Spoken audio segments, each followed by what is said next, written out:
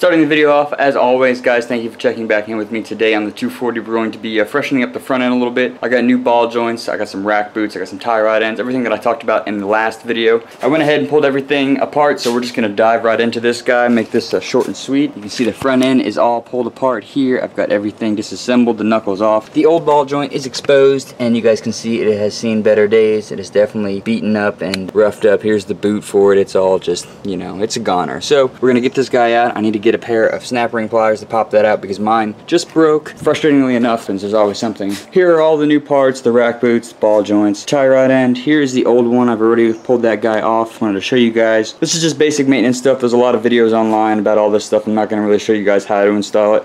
You guys will see the process and stuff. It's not too hard if you got a ball joint press, which I grabbed one from work this morning, hanging out in there. Got some grease because I want to knock out my subframe bushings tomorrow and Friday. We will see if I can get to that, but we got to jump on this guy right now. I'm going to slide this rack boot on, get that guy all squared away, clean up that area there, and then we'll figure out what I'm doing about these snap ring pliers, and then we'll move on to the ball joint. And obviously I'll throw this new guy on real quick too, because that'll take 5 seconds. So let's do it.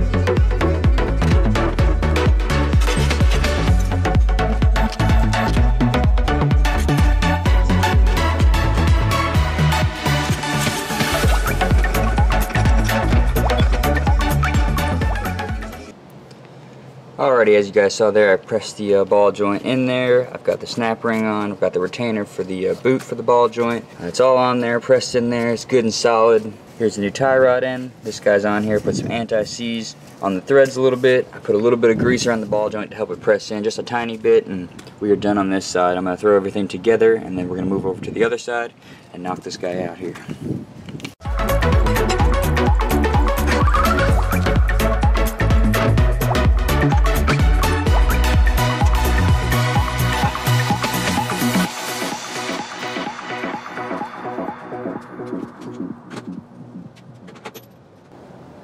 Alright, in the Nissan FSM, it doesn't have anything marked for the rear, or excuse me, for the front torque specs. The rear is supposedly 52 to 64 foot-pounds, but I can't find anything here online. I mean, it would make sense. There's not really a torque spec for it because that's what the cotter nut is for. So what I'm going to do is tighten it until that hole lines up for my cotter pin, and then snug it up and slide that cotter pin in there, guys. Here are the old boots, guys. I just took that old one off over here on the driver's side. Like I said, I'm getting everything disassembled. Knuckles already off, tie rods off. Here's my rack down here. I'm gonna clean everything up, clean all the inside of it, slide that new boot on, get everything squared away, and then get to installing this stuff. Alrighty, well, I'm getting ready to pull this ball joint. I wanted to show you guys something really funny. If you look closely, that ball joint is bent. It is super bent if you compare it to the Moog here in my hand. This thing is a goner. I just wanted to show you guys because it was really funny how bent this thing was. So what I'm going to do, make my life easier, is cut the top of the ball joint off and then press in the new one like I did the other side. I didn't even show you guys that one. I'm going to make this quick because I got music playing, but there's the old ball joint. Just cut it right in half, makes my life a lot easier to press out. So, same thing with this side.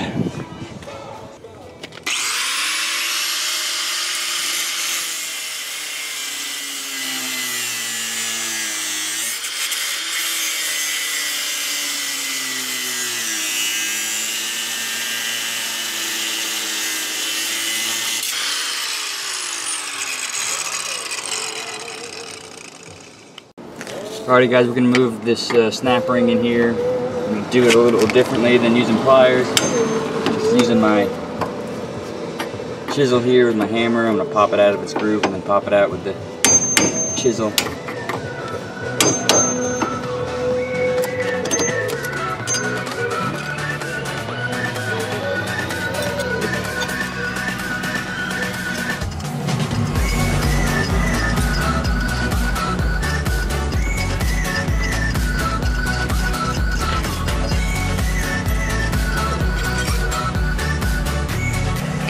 There it is, removed. Clean it all up, square it all away, put a little bit of grease on the new ball joint, throw her in there.